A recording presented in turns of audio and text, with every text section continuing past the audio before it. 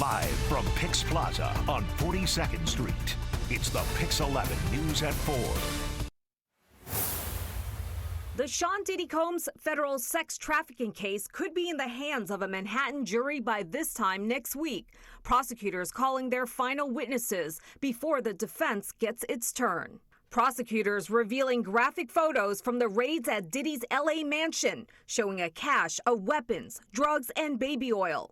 Jurors this week also getting an explicit look at video of Diddy's famous freak-offs and more courtroom drama when the judge dismissed juror number 6, a black male stirring controversy over diversity. When I looked at him, I cannot tell which way he is leaning. Even without this juror, it still is diverse.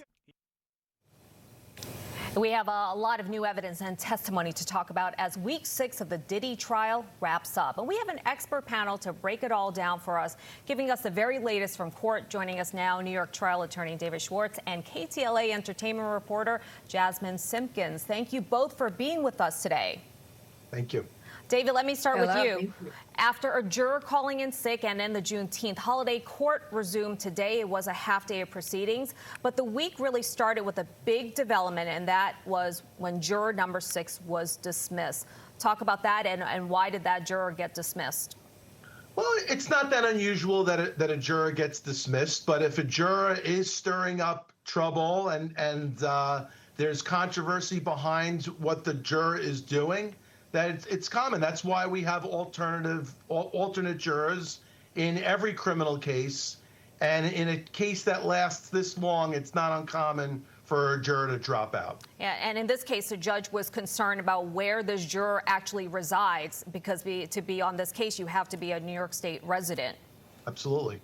Yeah, so absolutely, you have to be a New York State resident. So if evidence was brought forward to show that he was not a New York State resident, that juror is automatically disqualified. And the last thing you would ever want is a juror like that to be part of the jury that hands down a verdict in this case. A big development this week also, the jurors finally got to see some of those infamous freak-off videos. There seemed to be mixed reaction from the jurors. One woman was noticeably upset. She winced. Another, she looked disturbed.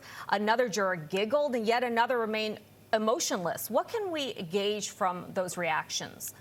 Look, it's obviously relevant evidence that had to come in. It's part of the predicate acts, which makes up the crimes that he's being charged with. The question becomes, as all the evidence in this case, is the prosecution able to put it all together to show this racketeering conspiracy that he's being charged with? And I'm not so sure where you have all these individual separate acts. It shows this organization, this criminal enterprise that they're trying to get the jury to buy into. I'm not sure about that.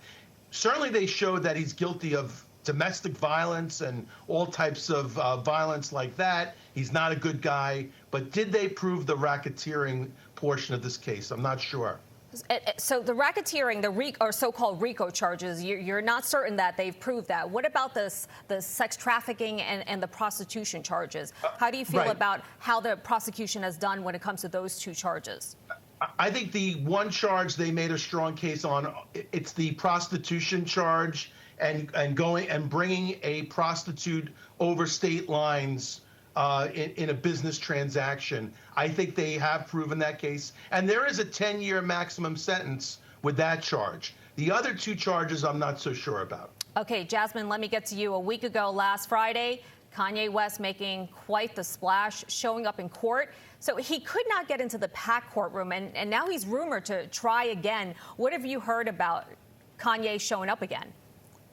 So just to clarify, all of the press, we're either in the courtroom, and if there's a room, then you end up in an overflow room. And there's a couple of those overflow rooms that press get to sit through. And also when the courtroom where Diddy is and the jurors and everyone, when those doors are closed, the bailiff isn't allowing people to come in and out, actually out of that room. So it's not unusual that they escorted him to one of the overflow rooms. And he actually ended up in a private overflow room where he could just watch by himself. He didn't stay long. And I think he came to show his support. He has been very vocal on social media about his support of Combs, despite all of the allegations. And I wouldn't be surprised if he showed up again in the next few weeks. He was in New York City, him and his wife, for a graduation. So it worked out where he was able to come, but I wouldn't be surprised if he makes his way back again. And we're hearing, and if you know Kanye, he puts, he likes to support people. And when he says he's going to do something, he typically does it. Okay. Now, David, the prosecution is wrapping up its case. They could rest as early as next week. Let's talk a little bit more about, where they're at right now. They're calling so-called summary witnesses. Explain what are summary witnesses. Well, summary, just to clean up the rest of their case. So they're going to be calling witnesses to try to wrap up, to try to clean up all the different elements of all the charges. We may see some more police witnesses. I'm not sure exactly who they're calling, but then the question becomes, well, what's the defense going to do in this case? Are they going to put on any case at all? Remember, the defense doesn't have to do anything. And sometimes when you minimize the defense's case, it really shows the heavy burden that the prosecution has, which is proving their case beyond a reasonable doubt, each and every element of that case. All right, so next up will be the defense. They get their turn. Jasmine, can we expect any more celebrity witnesses, perhaps? I think celebrity names have been peppered in. We've heard, or at least, there's been some mention of a famous rapper here and there, but some names have been dropped. But in terms of witnesses, I'm not so sure. I think that as we're hearing, the defense is really probably going to have about a couple of days that they're going to put some witnesses on. But, I think in the same fashion, I don't think that they're going to be doing this for a lot of days because they feel that it's the prosecution has to, prove beyond a reasonable doubt that he's guilty. And I feel like this week they tried to land the plane. I'm not so sure that they were able to do it. But I don't see the defense making a huge splash next week with some big name. I don't see that happening. And I'm not hearing that that's happening. And David, let's look ahead at the defense's strategy. Who might they call to the stand to refute some of the most damning testimony we've heard so far against Diddy? Right. The key will be to show the discrediting these witnesses, trying to discredit the witnesses as much as possible. So that's the type of testimony that we're going to get. I would say almost 100% that Sean Combs will not testify on his own behalf, although he certainly has the right to do that. But we're going to see witnesses that were there that will discredit the testimony and also discredit the concept and the theory of this RICO, of this racketeering conspiracy. You're going to have witnesses testify, at least I'm presuming, that these are all separate individual acts. Whether it was the drugs or the prostitution, it's not part of a criminal enterprise. This is not the mafia that we're talking about. We're talking about something that's not an organized group, and that although crimes may have been committed, it's not being committed pursuant to some sort of racketeering. So, David, it sounds like if Diddy was your client, you would in no way put him up on the stand. And why is that? What is the damage and the harm that he can do to his own case? Absolutely not. I mean, just the amount of baggage that the cross-examination would probably last 4 days of just straight, firing arrows at all the bad acts, although some of the bad acts are probably are precluded from this trial, but just all the domestic violence, and he's not going to have a good answer to any of that. So he needs to be kept off the stand.